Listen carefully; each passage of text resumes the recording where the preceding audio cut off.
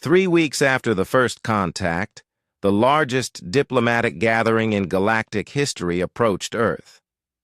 Over 200 ships from every major civilization formed a peaceful convoy toward the Sol system. Each vessel flew flags of truce and broadcast messages of friendship. But everyone knew the real reason they were coming. They had no choice.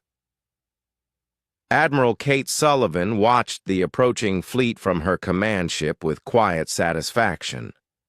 The galaxy was coming to Earth not as conquerors or even as equals, but as petitioners seeking an audience with the new dominant power in civilized space. "Admiral, the convoy has reached the outer system," reported Captain Emma Stone. "All ships are maintaining peaceful formations and requesting permission to approach Earth." "Grant them permission," Sullivan replied.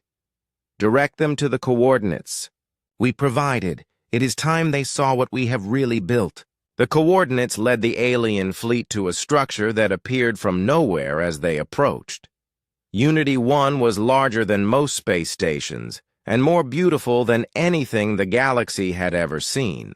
It hung in space between Earth and the moon like a crystal palace, gleaming with lights that seemed to dance across its surface. Ambassador Zeftar stood on the bridge of his flagship and stared at the human space station in wonder. "How long has that been there?" he asked his crew.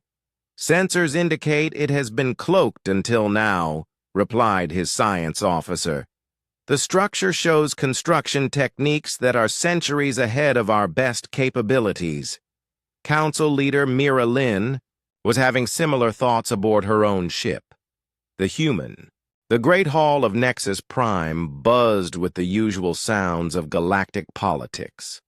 Council Speaker Zeth Kari sat on his elevated platform, his green scales catching the artificial sunlight that streamed through the massive dome above. The reptilian leader watched as representatives from 12 different species argued about trade routes and mining rights. This was how it had been for thousands of years, and this was how it would continue to be.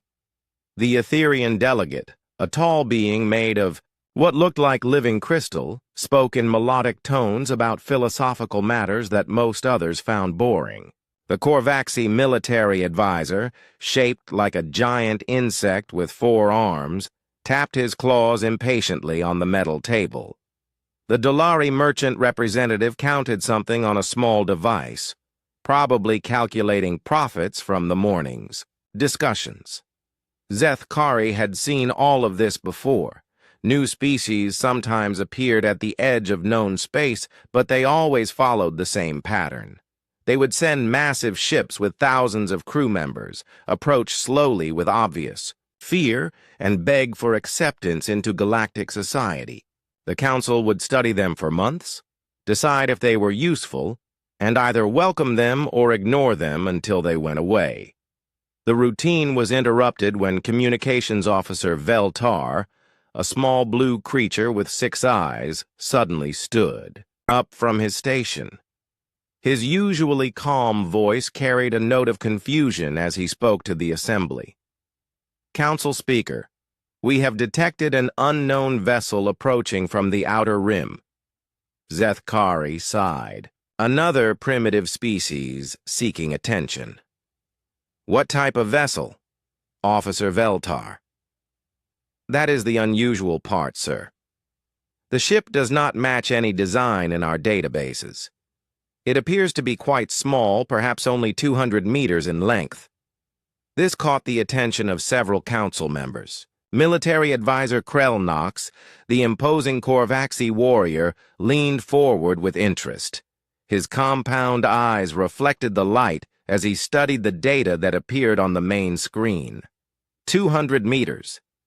Krell Knox's voice sounded like grinding metal. "That is barely larger than a shuttle. No species attempts interstellar travel in such a tiny vessel." Veltar's 6 eyes blinked in sequence, a sign of nervousness among his people. "Sir, preliminary scans suggest the vessel contains approximately 200 life forms. they appear to be using some form of suspended animation technology. The hall fell quiet. Even the constantly chattering Dolari merchant stopped counting and looked up with surprise. 200 beings in such a small ship was unprecedented. Most council species required vessels the size of cities to house their populations during long space journeys. "Have they attempted communication?" Zethkari asked, though he expected the usual pattern of fearful broken messages. "Yes, sir. They transmitted in an unknown language, but our universal translators have adapted. The message is quite clear." The main screen flickered, and suddenly a voice filled the chamber. It was steady, confident, and completely lacking the fear or desperation that usually marked first contact situations. "This is Captain Jake Morrison of the Earth vessel Horizon's Edge. We come seeking peaceful contact with galactic civilization. We request permission to approach and establish diplomatic relations." The simplicity of the message stunned the assembly. No pleading, no obvious signs of technological inferiority, no lengthy explanations about their peaceful intentions. Just a straightforward request delivered with calm authority. Etherian philosopher Yilmoth, whose crystal body pulsed with soft light when he was thinking, spoke first. "This is most unusual. First contact protocols typically involve much more elaborate communication attempts." Zethkari studied the image of the approaching vessel on the screen. It was sleek and angular, with lines that suggested both beauty and functionality. Unlike most ships they encountered, which were obviously built by species trying to copy council technology, this one had its own distinct design philosophy. "What do we know about this Earth they mentioned?" he asked. Veltar consulted his databases quickly. "Nothing, sir. No record of any world by that name in our star charts. Their point of origin appears to be from unexplored regions near the galactic rim." "Of course it is," muttered Dulari Trade Minister Hawkswell, his tentacles waving dismissively. "Another backward species from the frontier, probably using stolen technology." But Krell was studying the tactical display with growing interest. "Look at their approach pattern," he said, his voice carrying a note of professional respect. "They are not following standard civilian flight paths. This is a military approach designed to give them multiple escape routes if necessary." "You think they are hostile?" Zethkari asked. "No," Krell replied slowly. "I think they are competent. There is a difference." The distinction was not lost on the council members. In their experience, new species were either obviously primitive and harmless or obviously advanced and arrogant. These humans seemed to fit neither pattern. "Sir," Veltar interrupted, "they are requesting docking permission. They wish to send a small delegation aboard the station." Zethkari considered this. Standard protocol required extensive scans and quarantine procedures before allowing unknown species aboard Nexus Prime. But something about this situation felt different. The humans had approached with confidence but without aggression, had made no demands, and had shown no signs of the usual first contact panic. "Very well," he decided. "Grant them docking permission at Base 7. Full security protocols, but treat them as diplomatic guests, not potential threats." "Sir," Krell interjected, "perhaps we should require them to come aboard unarmed." "Did they make any threatening gestures or demands?" "No, sir. Then we follow standard diplomatic protocol. Officer Veltar, inform Captain Morrison that we welcome his delegation and look forward to learning about his people." As Veltar transmitted the message, Zethkari found himself genuinely curious about these humans for the first time in centuries. Most first contact situations were predictable and boring. New species either had something the Council wanted, or they did not. They either posed a threat that needed to be managed, or they were so primitive that they could be safely ignored. But these humans had approached like equals, not superior beings demanding respect, not inferior ones begging for acceptance, but equals seeking dialogue. In his long experience as council speaker, Zethkari had never encountered such an attitude from a species making first contact. The next few hours would be interesting. As the council members dispersed to prepare for the meeting, each carried their own expectations about what these humans would be like. Most assumed they would follow the familiar patterns that all species eventually revealed. They were about to discover how wrong they were. The horizon's edge moved closer to the station, with the smooth precision of a vessel whose crew knew exactly what they were doing. Inside the ship, Captain Morrison was preparing his team for what would be the most important diplomatic mission in human history. But unlike the nervous, desperate first contact attempts the Council was used to seeing, Morrison and his people were calm, confident, and ready for anything. The galaxy was about to meet humanity, and neither side was truly prepared for what that meant. The shuttle from the horizon's edge approached Docking Bay 7 with the same confident precision as their main vessel. Zethkari watched from the observation deck as the small craft settled onto the landing platform without the usual wobbling or hesitation that marked most first contact arrivals. Through the transparent aluminum viewing wall, he could see Council security teams taking their positions, though they had been instructed to remain non-threatening. Krell Knox stood beside him, all four of his arms crossed as he studied the shuttle's design. Interesting construction, the Korvaxi warrior observed. Simple lines, but I can see at least 3 different weapon ports disguised as sensor arrays. Are you certain they are weapons? Zethkari asked. No, but I would design them the same way if I wanted to appear peaceful while remaining prepared for trouble. The shuttle's ramp lowered with a soft hiss, and the human delegation emerged. Zethkari felt his first surprise of the day. He had expected the usual first contact team, nervous diplomats, obviously frightened scientists, and maybe 1 or 2 guards who tried to look brave while clearly being terrified.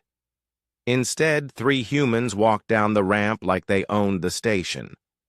Captain Morrison was exactly what his voice had suggested. Tall, confident, with gray hair and steady eyes that took in everything around him without showing any sign of fear or wonder. Dr. Lisa Hayes walked beside him, a woman with short brown hair who immediately began studying the station's architecture with obvious professional interest. Lieutenant Commander Ryan Park brought up the rear, and while he appeared relaxed, Krell Knox noticed that his hand never moved far from what was clearly a sidearm. Fascinating, whispered Etherian philosopher Yilmoth, whose crystal body had turned a pale blue color that indicated deep thought. Look at their posture, their movement patterns. These beings show no signs of the stress responses we typically observe during first contact situations. The human delegation was escorted to the main council chamber where the full assembly waited. As they entered the great hall, Zethkari watched their reactions carefully. Most species were overwhelmed by their first sight of the massive dome, the floating platforms, and the diverse array of alien beings gathered in one place. Captain Morrison glanced around once, nodded approvingly, and then focused his attention entirely on Zethkari. Dr. Hayes, on the other hand, began what appeared to be a systematic visual catalog of every species present, her eyes bright with scientific curiosity, rather than fear. Lieutenant Commander Park positioned himself where he could see all the exits while still appearing respectful. Welcome to Nexus Prime, Zethkari said, using the formal greeting that had served for thousands of years. I am Council Speaker Zethkari. We are honored to make contact with your species. Thank you for receiving us, Council Speaker. Morrison replied with a slight bow that managed to be respectful without appearing subservient. I am Captain Jake Morrison of the Earth Confederation. This is Dr. Lisa Hayes, our xenobiologist and first contact specialist, and Lieutenant Commander Ryan Park, my tactical officer. The introduction was refreshingly direct. No lengthy titles, no obvious attempts to impress, no nervous rambling about their peaceful intentions. Zethkari found himself liking these humans despite himself. Please, tell us about your people and your world, he said, settling back into his speaker's chair. Dr. Hayes stepped forward slightly. Earth is a terrestrial world approximately 26,000 light-years from here, located in what you would call the Outer Rim territories. We have a population of roughly 8 billion humans, organized into a planetary confederation of nation-states that united for space exploration purposes. The numbers caused a stir among the council members. 8 billion was a substantial population, and 26,000 light-years was an enormous distance. Most species only attempted interstellar travel when their populations numbered in the hundreds of millions and they had exhausted their local star systems. That is quite far, observed Dulari Trade Minister Hawkswell, his tentacles writhing with what might have been calculation. How long did your journey take? Captain Morrison and Dr. Hayes exchanged a glance that Zethkari almost missed. It lasted only a fraction of a second, but it suggested some kind of private communication between them. Our journey took considerable time, Morrison said carefully. We used what we call generation ship technology. Most of our crew spent the voyage in suspended animation. This explanation satisfied most of the council members who nodded approvingly. Generation ships were a known technology, though few species had the patience or resources to attempt such lengthy journeys. It suggested these humans were both dedicated and capable. But Krellnox was studying the humans more carefully. Captain Morrison, you mentioned that Lieutenant Commander Park is your tactical officer. What exactly does that mean? Park spoke for the first time, his voice calm and professional. I handle security and defensive operations for our vessel and crew. Defensive operations, Krellnox repeated. What threats did you encounter during your journey that required such preparation? Another quick glance passed between the humans. Dr. Hayes answered this time. Space is dangerous, Commander Krellnox. We believe in being prepared for any situation. The evasiveness of the answer was subtle, but noticeable. Zethkari decided to change the subject to something less sensitive. Dr. Hayes, as a xenobiologist, you must be excited to encounter so many new species. The human woman's face lit up with genuine enthusiasm. Absolutely. Your diversity is remarkable. I count at least 8 different evolutionary paths represented in this room alone. The Etherians appear to be silicon-based. The Korvaxi show classic arthropod development, and your own species displays advanced reptilian characteristics. Her observations were accurate and showed a sophisticated understanding of biological systems. Yilmoth pulsed brighter blue, clearly impressed. You are quite perceptive, Dr. Hayes. How long have humans been studying xenobiology? We have been theorizing about alien life for centuries, but obviously had no practical experience until now, she replied. However, Earth's biodiversity gave us excellent preparation. Our world hosts millions of different species in environments ranging from Arctic ice to volcanic thermal vents. This caught the attention of several council members. Most inhabited worlds had relatively simple ecosystems by the time their dominant species achieved spaceflight. Complex biodiversity usually indicated either a very young civilization or very unusual planetary conditions. "Your world sounds quite active," commented Veltar, his 6 eyes blinking rapidly. "Are these diverse environments stable?" "They are. Dynamic," Dr. Hayes said with what might have been pride. "Earth experiences regular climate variations, geological activity, and evolutionary pressure. Our species developed in an environment that required constant adaptation." The implications of this statement were not lost on the more perceptive council members. A species that evolved under constant pressure would be naturally resilient and adaptable. It would explain the humans' apparent comfort in new situations. Zeth Kari decided to probe a little deeper. "Captain Morrison, what are your people's intentions regarding galactic society? Are you seeking membership in our council?" Morrison considered the question carefully before answering. "We are seeking understanding first, Council Speaker.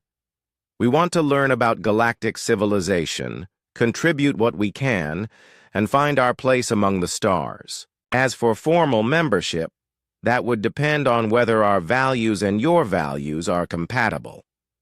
The response was diplomatic, but contained an interesting implication. Most species seeking contact were desperate for acceptance and would agree to almost any terms. These humans were suggesting that membership would be conditional on mutual compatibility. "What values do humans hold most important?" asked Yilmoth, his crystal form now cycling through different colors as his interest grew. "Dr. Hayes answered without hesitation. "Knowledge, growth, and the protection of those who cannot protect themselves. We believe that intelligence and life are precious and should be preserved and encouraged wherever they are found. And if you encountered a species that disagreed with those values," Krelnox asked, his tone carrying an edge. "Lieutenant Commander," Park answered this time, his voice quiet but carrying absolute conviction. "We would hope to find common ground through dialogue. But if dialogue failed and innocent lives were at stake, we would act to protect them." The statement was delivered calmly, but it sent a chill through several council members. These humans were polite and diplomatic, but they were clearly not pacifists. There was something in Park's tone that suggested vast experience with situations where dialogue had indeed failed. Zeth Kari was beginning to realize that this first contact was unlike any in council history. These humans were not seeking acceptance, protection, or guidance. They were evaluating the council just as much as they were being evaluated. The question was no longer whether the humans would be suitable for galactic society, but whether galactic society would be suitable for the humans. As the formal session continued, each question revealed more about these mysterious beings from Earth. They were confident without being arrogant, knowledgeable without being condescending, and peaceful without being weak. Most disturbing of all, they seemed to have answers. Council Speaker Zeth Kari had approved a full cultural exchange program, something that usually took months to arrange, but seemed necessary given the unusual nature of these humans. Each member of the human delegation would spend time with different council species, learning their ways while teaching about human culture. It was a standard procedure designed to ease new species into galactic society gradually. Dr. Lisa Hayes was assigned to work with the Etherian Archives, the vast crystalline library that contained millions of years of accumulated knowledge. Yilmoth personally escorted her through the gleaming halls where information was stored in living crystal matrices that pulsed with soft light.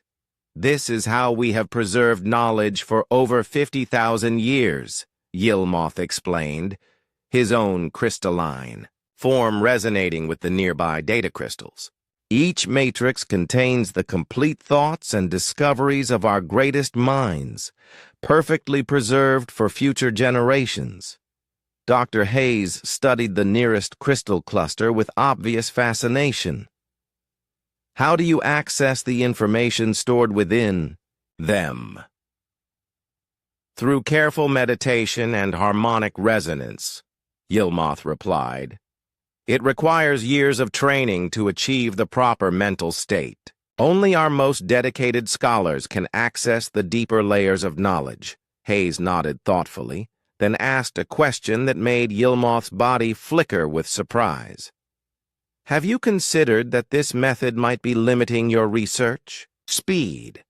If only a few individuals can access the knowledge, how do you cross-reference findings or verify conclusions?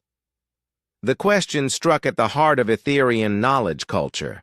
For thousands of years, they had prided themselves on the purity of their meditative approach to learning. The idea of making knowledge easily accessible to everyone seemed almost sacrilegious. But surely, Yilmoth protested, the difficulty of access ensures that only the most worthy scholars study our most important discoveries. On Earth, we have found that our greatest breakthroughs come from unexpected connections between different fields of study, Hayes explained gently. A biologist might solve a physics problem, or an engineer might revolutionize medicine. Restricting access to knowledge also restricts the potential for new discoveries. Within hours of beginning her work, Dr. Hayes was asking questions that challenged assumptions the Etherians had never thought to question. Her approach to problem-solving was direct and practical, focused on results rather than the ritual purity of the research process. Meanwhile, Captain Morrison had been invited to observe military exercises with Commander Krellnox and the Korvaxi defense forces. The insectoid warriors took great pride in their combat formations, which had been perfected over centuries of warfare.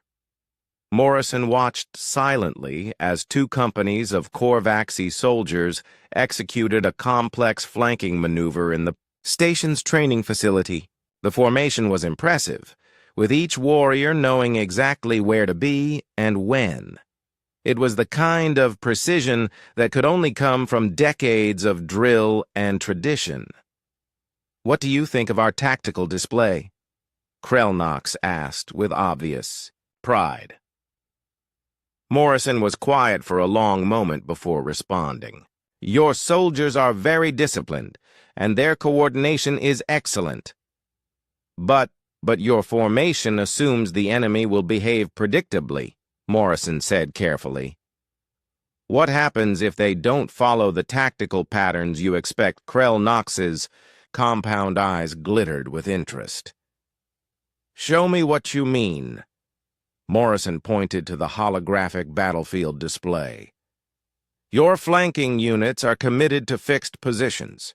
If the enemy suddenly retreats instead of holding ground, your flankers become isolated and vulnerable. And if they have air support, your formations are too densely packed.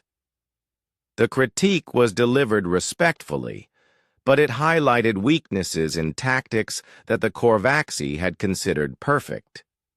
Krellnox found himself grudgingly impressed by Morrison's analysis. Perhaps you would care to demonstrate alternative approaches, he suggested. What followed was a friendly sparring session that left 3 Korvaxi warriors sprawled on the training mat, wondering what had happened. Morrison had not relied on superior strength or speed, but on techniques that used their own momentum against them. His movements were economical and precise, designed for maximum effectiveness with minimum effort. Where did you learn to fight? Like that? Krellnox asked, genuinely curious. Earth is not always a peaceful world, Morrison replied simply. We learned that survival sometimes requires the ability to defend ourselves. The implications were clear. These humans came from a world where personal combat skills were not just theoretical knowledge, but practical necessities. The Korvaxi, who prided themselves on being the galaxy's premier warriors, were beginning to realize they might not be as superior as they had assumed. In the engineering section, Amy Cole was working with the station's technical crew and causing considerable alarm. The young human engineer had spent her first day studying their power distribution systems and had immediately begun suggesting modifications. Your energy efficiency could be improved by at least 40%, she explained to Chief Engineer Doxara, a methodical being whose species had designed the station's systems. If you reroute the primary conduits through these junction points and modify the harmonic resonance of the main generators, you could reduce power loss significantly. Doxara was horrified. Those systems have operated perfectly for 300 years. They are precisely calibrated and balanced. Any modifications could destabilize the entire station. Not if you implement them gradually, Cole insisted. Look, let me show you with the waste recycling system first. It's isolated enough that any problems won't affect critical operations. Before anyone could stop her, Cole had begun making adjustments to the recycling processors. Her hands moved with confident skill as she reconfigured components that the station's engineers had never thought to modify. Within an hour, the system was running smoother and more efficiently than it had in decades. The 40% improvement in efficiency was undeniable, but the casual way Cole had achieved it terrified the engineering staff. She had treated their carefully maintained systems like a puzzle to be solved rather than sacred technology to be preserved. The most disturbing incident occurred when pilot Steve Martinez accompanied a Dulari merchant convoy on what was supposed to be a routine supply run. The three-ship convoy was traveling between mining stations when long-range sensors detected approaching vessels. "Pirates," announced convoy leader Beltash with weary resignation. "This happens once or twice a month. We will negotiate and pay. The usual tribute." Martinez looked at the tactical display with surprise. "You're not going to fight them. Fight them." Beltash's tentacles writhed with what might have been amusement. "We are merchants, not warriors. Besides, there are only 3 of us and 7 of them. Resistance would be suicide." "Maybe," Martinez said thoughtfully, studying the approaching ships. "What are their tactical capabilities?" Despite Beltash's protests, Martinez convinced the convoy to try a different approach. Instead of waiting passively for the pirates to board them, he coordinated a defense that used the convoy's cargo containers as improvised weapons and the mining asteroids as cover. The result was a complete rout. 3 pirate vessels were captured intact, 2 more were disabled and surrendering, and the remaining 2 had fled in panic. Most shocking of all, Martinez's tactics had rescued a group of prisoners the pirates had been holding, hostages the Dulari had not even known existed. "How did you know they had captives?" Beltash asked in amazement. "Power consumption patterns," Martinez explained. "They were using more life support than their crew numbers justified." Basic tactical analysis. The casual competence with which Martinez had turned a routine pirate encounter into a rescue operation sent ripples of concern throughout the merchant community. These humans did not just think differently about problems. They seemed naturally better at solving them. By the end of the week, reports were flooding back to the council chambers. The humans were not fitting into any of the expected patterns. They were not content to learn existing procedures. They immediately began looking for ways to improve them. They did not show proper respect for established traditions. They questioned everything and suggested alternatives. Most disturbing of all, their suggestions worked. Hayes had revolutionized Etherian research methods in a matter of days. Morrison had identified tactical weaknesses that military experts had missed for centuries. Cole had improved station efficiency with modifications so simple that everyone wondered why they had never been tried before. Martinez had turned a merchant convoy into an effective fighting force, using nothing but creative thinking. Zethkari found himself facing an uncomfortable realization. The Council had spent thousands of years perfecting their ways of doing things, building elaborate systems and traditions that they considered the pinnacle of galactic civilization. These humans had been among them for less than a week and were already demonstrating that there were better ways to accomplish almost everything. The cultural exchange was revealing something that none of the Council members had expected. These humans were not just different, they were superior. Not through advanced technology or overwhelming force, but through a fundamental approach to problem-solving that made them. The emergency council session was called in the middle of the night cycle, when most of Nexus Prime's population was resting.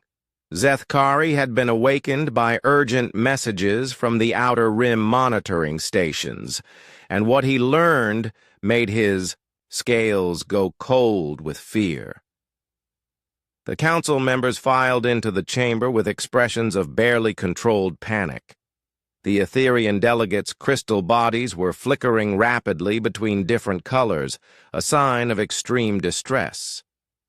The Korvaxi warriors were already in full combat gear, their weapons ready despite being in the secure council chambers. Even the usually calm Dulari merchants were agitated, their tentacles writhing with nervous energy. "Report!" Zethkari commanded as soon as the assembly was complete. Long-range scanner chief Nixola, whose species had evolved on a world of perpetual night and therefore had exceptional sensory abilities, stepped forward with data crystals that glowed ominously red. "Council Speaker, we have confirmed the worst possible news. The Devourers have returned." A collective gasp echoed through the chamber. The Devourers were the stuff of nightmares, an extragalactic force that had last appeared 10,000 years ago. The previous encounter had cost the galaxy entire star systems and dozens of species before the threat was barely repelled. "How many?" asked Krell Knox, his 4 arms already reaching for additional weapons. "Our deep space monitoring stations detected at least 2,000 vessels before they were destroyed," Nixola replied. "Based on historical records, this appears to be a larger force than we faced during the last incursion." The chamber fell into stunned silence. 2,000 Devourer ships represented a force that could consume entire sectors of space. The previous invasion had been stopped only through the combined efforts of every council species, and even then it had been a close thing. "What is our current defensive capability?" Zethkari asked, though he suspected he already knew the answer. Military advisor Krell Knox's compound eyes dimmed with what might have been shame. "Approximately 60% of what we had during the last incursion, sir. Many species have allowed their military forces to shrink during the long peace. Several member worlds have converted their defense fleets to civilian use," Dr. Hayes, who had been quietly observing from the designated area for visiting diplomats, raised her hand. "Council Speaker, may I ask what these Devourers are exactly?" Etherian historian Yilmoth answered, his crystal form pulsing deep purple with remembered trauma. "They are a force of pure consumption, Dr. Hayes. They appear from dark space, strip entire systems of all matter and energy, and then move on to the next target. We do not know if they are biological, mechanical, or something else entirely. Do they communicate? Hayes asked. Never, Zethkari replied grimly. They simply arrive, consume, and move on. The only communication they have ever shown is to broadcast. The screams of dying worlds as they devour them. Captain Morrison stepped forward. Council Speaker, what are your defensive plans? The same as before, Krell Knox answered. We will evacuate as many civilians as possible to the core worlds, establish defensive lines at strategic points, and make them pay for every system they take. With luck, we can bleed them enough to convince them to withdraw. Morrison exchanged glances with his team members. Dr. Hayes looked troubled. Lieutenant Commander Park appeared to be running calculations in his head, and Engineer Cole was studying the technical specifications that had been displayed on the main screen. How long do we have? Morrison asked. Based on their current approach vector, approximately 6 standard months before they reach the outer colonies, Nixola reported. Perhaps a full year before they threaten the core systems. Morrison was quiet for a long moment, then asked a question that surprised everyone. What kind of support would you need from Earth? The question hung in, the air like an explosive waiting to detonate. Zethkari stared at the human captain with a mixture of surprise and confusion. Captain Morrison, with all respect, your people have 1 ship and a crew of 200. While we appreciate the gesture, this crisis requires resources on a galactic scale. I understand, Morrison replied calmly. But before you assume what we can or cannot contribute, perhaps you should know the complete truth about our mission. Dr. Hayes stepped forward, her expression serious. Council Speaker, we have not been entirely forthcoming about our capabilities. When we first arrived, we wanted to understand galactic civilization before revealing our full potential. Krell Knox's warrior instincts immediately went on alert. What do you mean? Lieutenant Commander Park answered. The Horizon's Edge is not alone. We have 20 other vessels currently stationed throughout Council space, observing and assessing. The revelation hit the Council like a physical blow. 21 human ships had somehow entered their territory without being detected by any of their sensor networks. The implications were staggering. That is impossible, protested Scanner Chief Nixola. Our detection grid covers all approaches to Council space. Engineer Cole spoke up for the first time. Your detection grid is designed to identify known ship types and energy signatures. Our vessels use different technology and different approaches. What kind of technology? Demanded Krell Knox, his 4 arms now openly resting on his weapons. Captain Morrison made a decision that would change everything. Dr. Hayes, please show them the real specifications of the Horizon's Edge. Hayes activated a small device, and suddenly, the main display showed detailed schematics of the human vessel. The council members stared in growing amazement and alarm as the true scope of human technology was revealed. The ship was not just more advanced than anything in Council space. It represented an entirely different approach to engineering. The power systems were more efficient, the weapons were more sophisticated, and the defense systems used principles that most Council species had never even theorized about. How long did your journey really take? Zethkari asked quietly. 4 months, Morrison replied. We did not use generation ship technology. The Horizon's Edge is equipped with a faster-than-light drive that makes interstellar travel routine. The admission caused an uproar among the council members. FTL travel was theoretical at best for most council species. The few attempts had ended in disaster. These humans were casually using technology that represented centuries of advancement beyond current galactic capabilities. Why did you lie to us? demanded Dulari Trade Minister Hawkswell. Dr. Hayes answered with diplomatic care. We were not certain what kind of civilization we would encounter. Earth's history includes many examples of advanced societies destroying less developed ones, sometimes without intending to do so. We wanted to evaluate your culture and values before revealing our full capabilities. And what did you conclude? Asked Yilmoth, his crystal form now cycling through colors of deep uncertainty. Captain Morrison's answer was delivered with quiet conviction. We concluded that galactic civilization is worth protecting. Your diversity, your accumulated knowledge, your various approaches to existence are valuable beyond measure. The Devourers represent a threat to something irreplaceable, Engineer Cole. Activated another display showing industrial statistics that made several council members gasp. Earth's manufacturing capacity could support the entire galactic defense effort, she explained. Our shipyards can produce vessels faster than the Devourers can consume them. Our industrial base can supply weapons and equipment on a scale you have never imagined, Lieutenant Commander Park added his own bombshell. Our analysis of historical records suggests that previous Devourer invasions failed not because they were defeated, but because they chose to withdraw. They were not driven off by force. They left because the cost of continuing exceeded the value of what they could gain. What are you suggesting? Asked Krell-Knox.